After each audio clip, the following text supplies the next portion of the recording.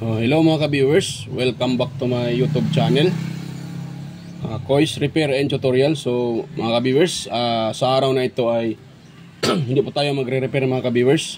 Ayan, so meron na akong kunting i-share sa inyo mga ka-viewers, mga tips at mga dahilan kung bakit nasisira ang gearbox ng ating electric pan. Ayan, tulad nito mga ka-viewers, oh. Ayan, ito po ay gearbox ng ating electric fan. Yan. Pero bago pa natin yan tatalakayin mga ka-viewers, or bago ko pa i-share sa inyo yung mga tips at mga dahilan kung bakit ito nasasira, so kung bago ka lang sa aking channel at napadaan lang, so wag mong kalimutang mag-like, i-share at higit sa lahat mag-subscribe. Ayan, at pakipindot na rin yung bell button. Pakipindot na rin yung bell button at ilagay nyo sa all mga ka-viewers. Ayan, para kayo po ay ma-notify or ma-update kayo sa mga video na tuwing ako ay mag-upload ng bago. Ayan, so yan, so start tayo mga ka-viewers sa ating topic ngayon. Ayan, so unang-una mga ka-viewers, bakit nga ba talaga nasisira yung gearbox ng ating electric pan? So yan po ay magandang katanungan. Yan, magandang ano yan, kung bakit po nasisira ang gearbox ng ating electric pan.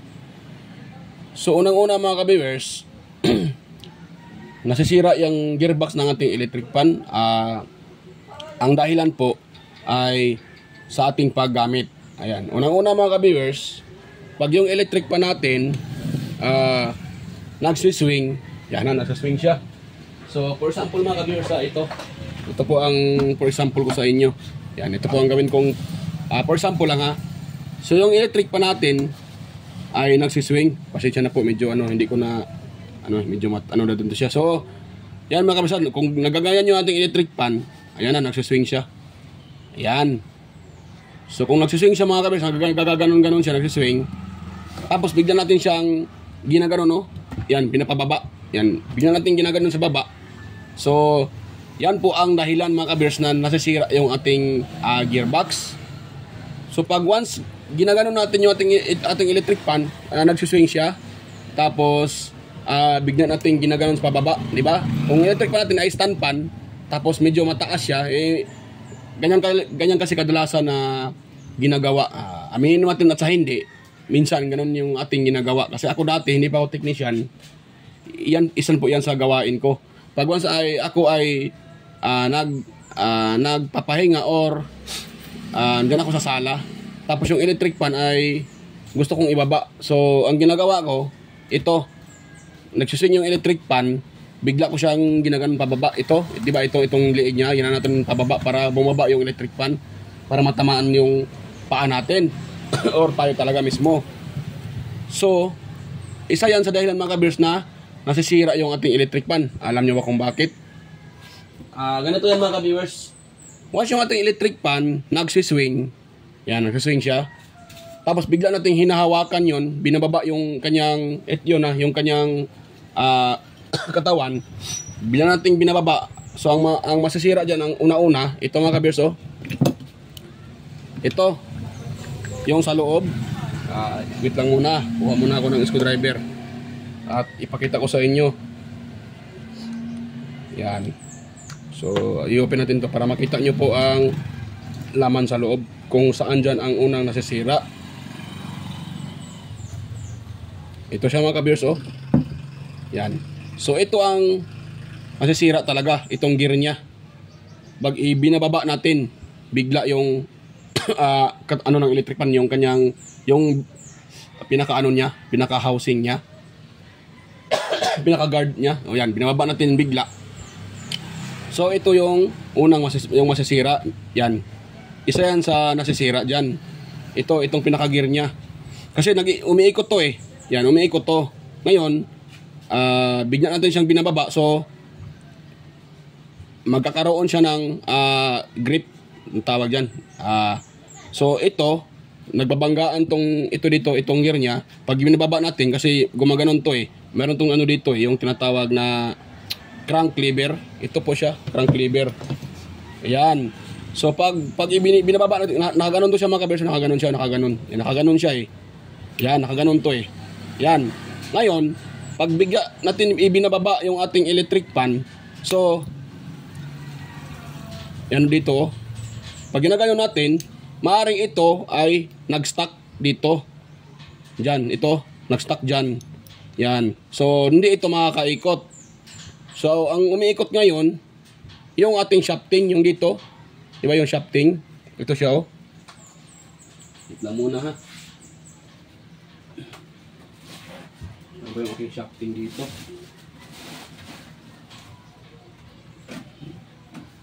Napatan yung aking shafting. Ayan. So, ito yung shafting, mga ka-viewers. Ito siya. So, pag gumaganon siya, so, umiikot yan eh. Habang ito yung umiikot, yan. Yan, gumaganon yan. So, pag umiikot ito, bigla natin binababa, masisira talaga ito kasi ito ay, ano siya, yero. Siyempre, yero siya. Eh, ito plastic lang. So, plastic lang siya. So, masisira yan. Ang tawag dyan, maglulus yan, matanggal yung itong parang ngipin ito. Ito.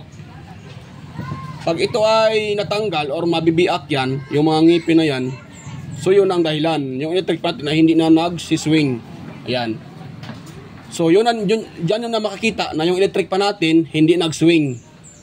Kung hindi naman nag-swing, so siyempre ito nasisira din. Yan siya. Pangalawang nasira mga kabers, pag yung electric fan natin binaba. So pangalawang nasisira dyan ito. Ito siya. So itong kanyang tawag dyan. Itong kanyang crank arm. Yan. Ito kasi tawag nito crank lever arm. Crank lever arm. Ito naman yung pinaka crank arm.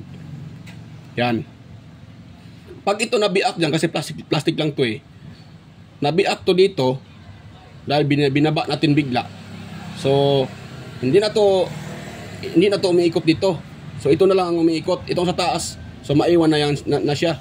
So pag for example, gumagana yung electric fan, umiikot yung for example yung blade niya. So hindi na to hindi na sasama to. So hindi talaga hindi talaga magsiswing yung ating electric fan. Dahil diyan.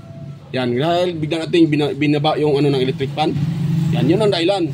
Tanong diyan, paano ba natin ibababa yung itong ng ating electric fan? Itong pinaka-guard niya pag siya ay nagsiswing para hindi masasira. Ang tanong diyan, paano ba natin siya ibaba kung gusto nating ibaba na hindi nasisira itong pinaka-gearbox niya? So, ang solusyon diyan mga ka-viewers ganito yan. Ang tips diyan para hindi ito masasira, itong pinaka-gearbox, itong kanyang pinaka-swing oscillation knob, itong tawag dito, tawag kasi dito, swing oscillation knob. So, hilain nyo siya pataas. Ganon. Ipataas nyo siya pa steady. Yan, kasi yan nakababa din eh. Itaas nyo siya.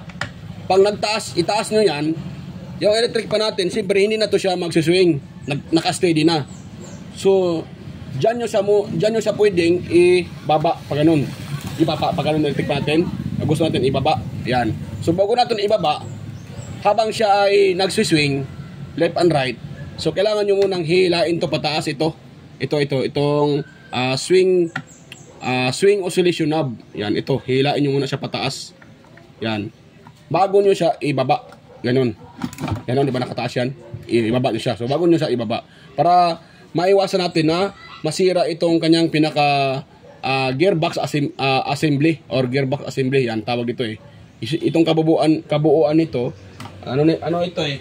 Tinatawag na gearbox assembly ng electric fan. Or electric fan gearbox assembly. Yan. So, itong kabuuan niya. Yan. Ngayon, pangatlong dahilan bakit siya nasisira or pangalawang dahilan. Pangatlo. Pangalawa pala. Yan. Kung bakit siya nasisira. Either yung electric pa natin nahulog o natumba. Na ganun. So, natumba siya. Diba ito? Electric pa natin. Yan. For example, gumagana to, nagsiswing. Yan, left and right. Tapos, bigla siyang natumba. Yan. Yan. Yan, bigla na natumba. Yan. So, ang masisira dyan mga ka-viewers, pag natumba yan, hindi lang ito, masisira din tong gearbox niya. Hindi lang pati gearbox masisira, pati yung kanyang pinaka blade, yung spin, yung ano niya, yung LAC, pinaka blade niya. Masisira din yan, mabibiak yan eh. Kasi ito, yung itong kanyang screen guard ay matatanggal to. So tatama yung pinaka ano niya, pinaka LAC diyan sa semento. Sira yung ano niyan. Mabibiak yan. Ayan. So mabibiak yan mga ka-viewers. So yan, isa din yung dahilan na nasisira yung ating gearbox din. Dahil pag natumba yan, kung sakaling ang inyong electric fan ay ganito yung gearbox, yan o, plastic. Ito kadalasan to eh, itong ginagamit sa mga electric fan. Plastic yung pinaka gearbox assembly. Kung nakita nyo yan, yung nire-repair ko ito nung isang araw, yan, dinala dito sa akin. Kasi daw, sabi ng nung customer ko na lalaki, ginaganon yung ano, yun na, yung sinasabi ko ngayon na biglang binaba ito ng kanyang anak, ito. Bigla daw binaba yung itong pinaka ano ng electric fan, binababa daw na habang nagsiswing. Yan. Nagsiswing siya, tapos biglang binaba. So yun na ang resulta. Nabiak ito. Yan. Dahil sa puwersa. Di ba? Bigla natin siyang binababa eh. Ganon siya eh. Nagsiswing yan. Yan. Tapos nagsiswing yan eh. Ito nagaganon to. Tapos bigla nating binaba. So ito siya, maitulak niya ito. Yan. Maitulak ng ating crank lever arm. Itong crank lever arm, maitulak niya ito. So kung plastic yan, tulad nito, at medyo matagal-tagal nyo nang ginagamit, so ito ay lumulutong. Yan. Lumulutong ito eh. Kaya, lumulutong siya dahil sa init. Yan. So, kaya siya nabibiak dito. Yan. Ganun tulad yan, oh. Biak na biak. Ni-repair ko dahil sabi ng customer, ay nung pagkatapos ng yung kanyang anak, binaba ito, wala na. Hindi na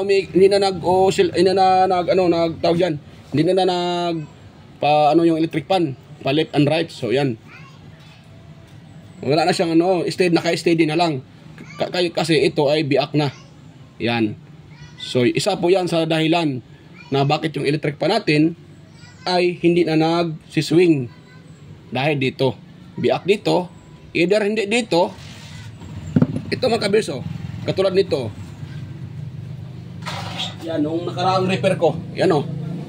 Ito, nakita nyo na plastic yan. Yan, nabiak din yan. Yan, nabibiak yan. Dahil sa ginaganon din. Ginaganon natin bigla. Nag-oscillate yung electric fan. Yan. Tapos bigla nating ibinaba. Kaya, nabiak ito. Ito sa kanyang, dito to banda sa kanyang dito to banda sa kanyang liigan ito, sa liig niya. Yan, katulad niyan, oh. Oh, nakatulad niyan. Pag once po ay ito bigla nating binababa, ginaganon natin, oh. Ginaganon natin yung electric fan, so magaganon to siya. So ito, mapoforce niya, mahihila niya ito or maitulak niya. So, mababasag to. Kung sakaling yung electric fan nyo, medyo may katagalan na, lumulutong na yung dito, ayan, matik yan. Katulad nito, naiiwan pa dito, oh. Yan, oh. Naiiwan siya dito. Yan. Dahil sa ganong gawain. So, kailangan nating iwasan mga ka-viewers, ha? Kailangan nating iwasan na bigla nating ibaba yung ating electric fan na siya ay nagsiswing. Left and right siya nagsiswing. Bigla nating ibinaba. So kung sakaling gusto nyo mang ibaba yung inyong electric fan, so tip ko lang sa inyo mga ka-viewers, ha. Ang tip ko lang sa inyo, hihilain nyo muna ito. Ito, ayan, wait lang na, hihilain nyo muna ito. Pataas, yan. Yan, hilain nyo muna yan siya. Para hindi madaling, hindi siya basta-basta, hindi siya masira agad. Itong lahat ng yan. Kung gusto nyo man siyang ipababa yung electric fan, so kailangan nyo munang hilain para mag-steady. I-steady nyo muna yung electric fan. Kasi pag once siya ay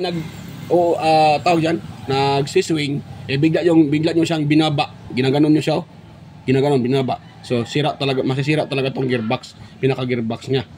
Ayan. So pangatlong sira mga ka-viewers, pangatlong dahilan kung bakit nasisira itong gearbox, kung yung ating electric pan swing, iwasan yung ilagay sa area na ma-stuck yung kanyang pinaka-ano niya. Yan ito. Yan, iwasan nyo ito na hindi tatama sa either sa ating silya or sa wall ng ating bahay or saan ba ito tatama. Kasi pag ito ay nagaganon siya, di ba? Nagsiswing siya. For example, pa nagswing siya pa ganyan. Tapos biglang hindi pa siya umaabot sa kanyang parang ano ata dyan, parang 60 degree. Yung ano niya, yung oscillation niya. So hindi pa siya abot dito sa dulo. Hindi pa siya abot dito sa dulo at bigla itong tatama sa ating kahit saan sa ating bahay, sa wall ba, sa bangko ba, sa tatama ito. So maaring masisira din ang ating yan, isa din yung dahilan na nasisira yung ating gearbox ng ating electric pan. Ito, nasisira ito. So maaring katulad nito ay nabiak. Yan, maaring ganyan ang dahilan, nabiak siya, either dyan or ito sa loob dito, itong pinaka-gear niya. Ayan, kasi plastic lang yan So plastic lang yan mga ka-viewers. So pag yan ay nasira, patay na. Hindi na magsiswing yung inyong electric pan. Kaya nga sabi ng iba, bakit naman daw hindi nagsiswing? Gumagana naman yung kanyang pinaka-LEC. Umiikot naman, bumubuga naman ang hangin. Pero hindi nagsiswing. So yon ang dahilan mga ka-viewers na yung ating electric pan ay hindi nagsiswing. Minsan, yun na yun, habang nagsiswing siya, ang tawag dyan, tumatama siya doon sa either sa atin or yung mga bata na naglalaro. Minsan nga tatama doon yung pinaka-housing ng ating electric pan or tumatama doon sa ating mesa, kahit saan sa ating bahay. Dapat talaga yung electric pan, ilagay natin siya sa area na hindi tatama yung kanyang pinaka-guard house, pinaka-screen guard. Hindi tatama kahit saan para maiwasan natin na masira itong ating gearbox. Yan, katulad nito, nabasag. Ayan. So pang-apat na dahilan or sira din ng ating electric pan mga ka-viewers.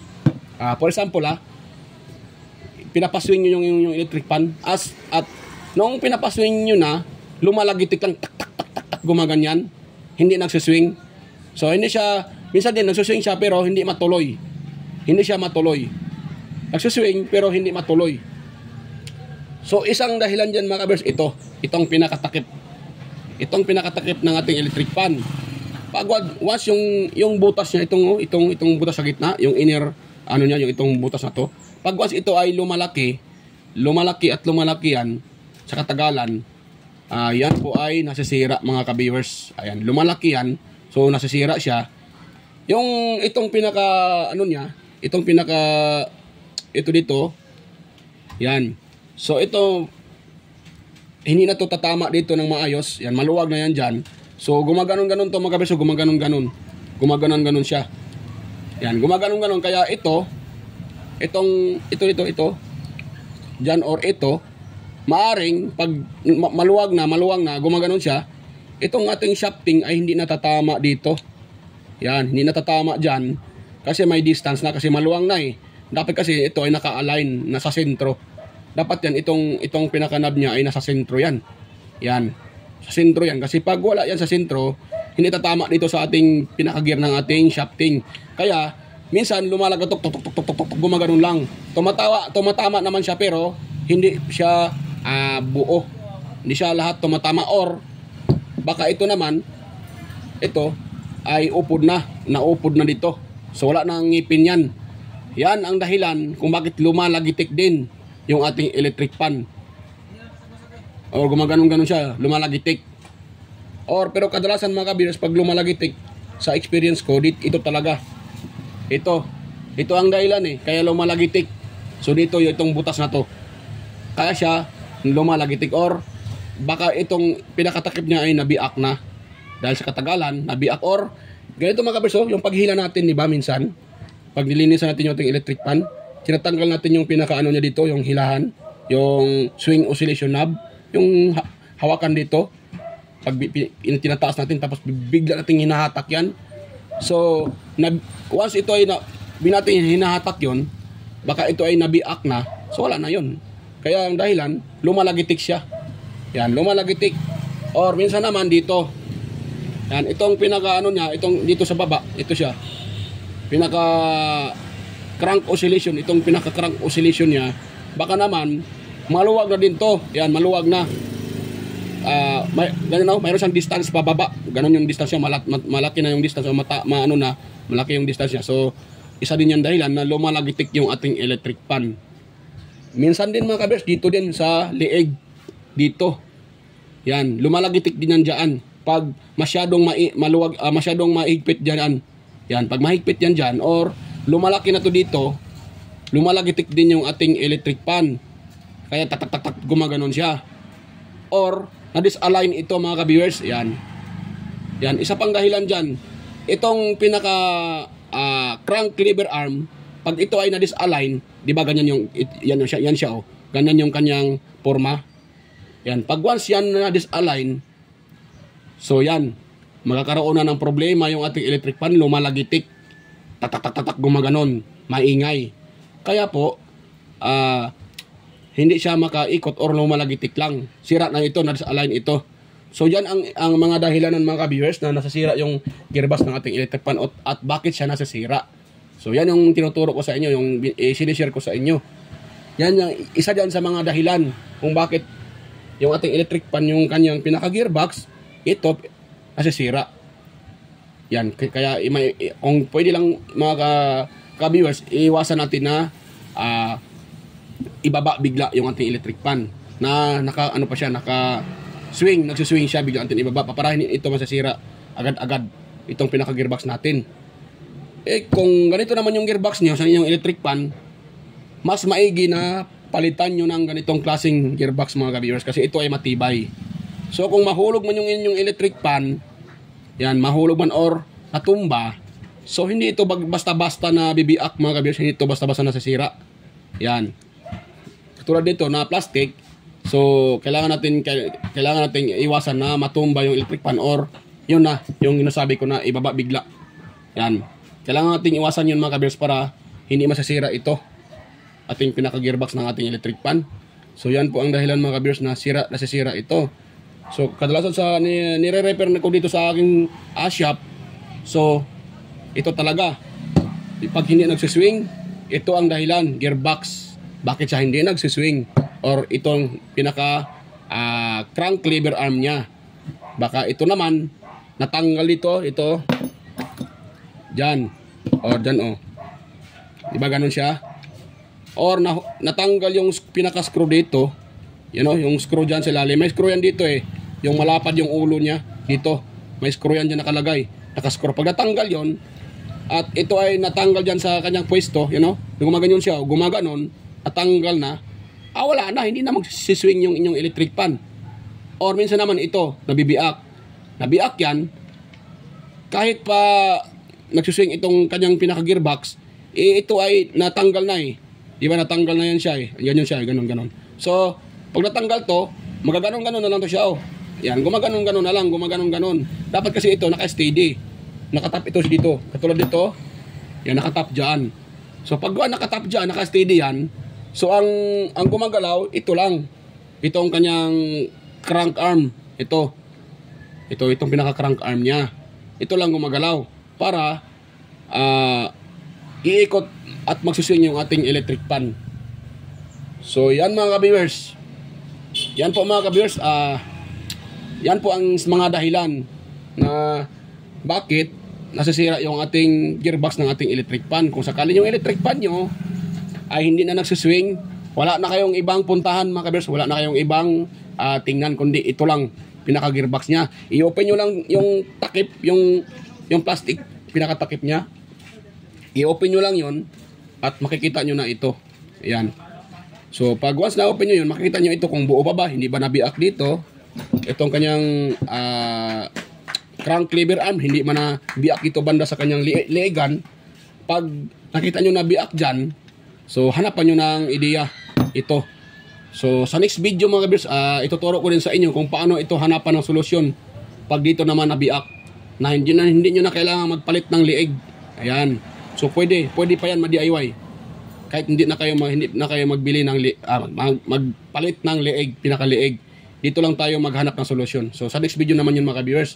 So sa ngayon, ito muna ang sinishare ko sa inyo kung paano ito maiwasan masira yung pinaka-gearbox ng ating electric pan. Ayan.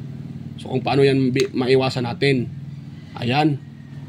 At ano ang sintomas kung sakaling hindi na nagsiswing ang tawag dyan. Kung ang sintomas ay hindi nagsiswing yung ating electric pan, so ito na ang ano nyo. Ito lang ang titingnan nyo. I-open nyo to. Baka naman sira yung pinaka-gear or yung takip niya, pinakatakip niya maluwag na yung butas dyan, maluwang na yan. So hindi din nagsiswing yung ating electric pan, lumalagitik lang. Or baka naman, katulad dito, nabiak na dito. So pag nabiak yan, hindi na nagsiswing yung ating electric pan at maingay pa din. Kasi tatama na to eh. Gumagano na to eh. Maaaring tatama dito yung itong pinaka-shafting, tatama dyan. Kasi wala na sa pwesto to. So hindi na nagsiswing yung ating electric pan at maingay pa. So ganun mga ka-viewers. So yan mga ka-viewers. Yan po ay sinishare ko lang sa inyo kung anong dapat natin gawin at anong mga dahilan, mga sanhi kung bakit nasisira ang gearbox natin electric pan tulad dito nasisira. Ito din human error. Kaya ko tinatawag itong human error kasi nasisira ito dahil sa kagagawan ng customer ko. So pinupukpok niya itong pinaka-shafting kasi hindi daw matanggal yung LSC. Hindi daw matanggal yung LSC, pinupukpok niya ito. Kaya nasisira ito. Yan o. Ganyan yung distance eh. Yung pinupukpok niya ito, pa dito sa palikod. So ito ay humahaba ito. So tinatamaan niya dito. Tinatamaan, pinupukpok. Wala na. Nabiak, sira. Kaya isa yan sa dahilan mga ka-viewers na nasira yan. Kaya iwasan natin na kung tayo ay mag-DIY o mag-repair, huwag tayo basta-basta magpukpok din sa ating electric pan doon sa kanyang pan blade. Kung pwede, dahan-dahanin natin at lagyan natin ng lubrication oil para lumalambot yung kalawang doon. So ganun lang mga ka-viewers. Ganun lang kung paano natin maiwasan na masira itong ating gearbox ng electric pan. So sana po mga ka-viewers ay mayroon kayong nakuhang kunting ideya sa ating sinishare sa inyo na mga tips or mga dahilan kung bakit ito nasisira. So bago pa tayo mga ka-viewers, bago pa tayo mag-i-end sa ating sa ating video ngayon, so bago pa tayo mag-end, ako po ay nagpapasalamat sa inyo mga ka-viewers at mega love shoutout po sa inyong lahat, sa mga silent viewers dyan, sa mga organic viewers, ayan, sa mga subscribers ko dyan, at sa mga palaging nanonood sa aking upload, sa aking mga video. Yan. At ganun din sa aking mga kaibigan na palaging nagko-comment sa aking mga upload. Yan, mega love shoutout sa inyo sir. Sir John Santiano, ayan, mega love shoutout sir, Sir John Santiano, Sir Randy Trinidad, ayan, Sir Alex Parone, Ate Cecil G. Chua, Sir Toxic Gaming or Sir Nelson Timon, Ryan De Leon, Francisca Yanga, Ma'am Desa Kabungkag, Sir Florindo Isidro, John Mercado Jr., Mary Dale, ayan, Sir Manuel Mahadukon, Sir Ferdinand Lopez, Sir N. Mardison, ayan, Sir Edgardo Jr. Dato Talavera, ayan, Sir Edgar Macam, Sir Vicente Biboso Bandikilyo, ayan, may ganang shoutout po sa inyo. At sa mga kaibigan ko rin na sa YT, na mga kaibigan ko sa YT na si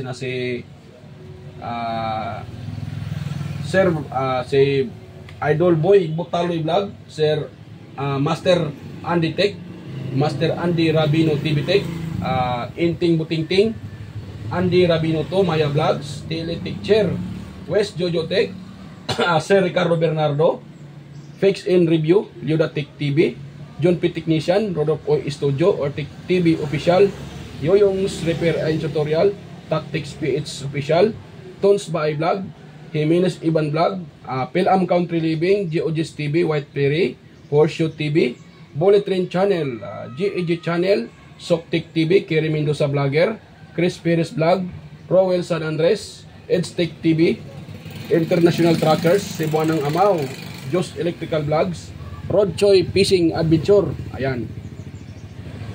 Mercy Werham, ayan. Idol Amigos Amigas, ayan. Mega love shout out po, Idol Amigos Amigas. John N. Gracia, Chuna Incabo, Lyoda Tech, DGS Channel, Leo Tech, Darwin Tech, yan. Mega love shout out sa iyo, Master Darwin Tech, yan. Kay DGS Channel, ayan, biglang shout out po, DGS Channel, Lex TV Official, Inday Test TV, Giros Flores Mix Vlog, The Borton Channel, ayan, Sir Watkins, Life in Japan Countryside, Iconic Inside and Beyond, Sir Lawin, ayan, Dinlins TV, sino pa yun? Naanatanan TV, Maskarang Vlogger, ayan, Reyna Vlog, Look the Great, Aling Peps, Master Marco Francis 713 Mix Vlog, 4D Expert, Just Dado Vlog Channel, Lovely Mode Forever, ayan, Island Storm Mix Vlog, at ganon din kay EQC TV, Kisnil Channel, 3M Vlog, Anonymous Vlog, Jinky Inok Vlog, GWG Ward, TeacherChob.ph, Tikangkang, ayan, Bitoy Malana, ayan, may love shout out po, Bitoy Malana, at ganun din kay ano yun, si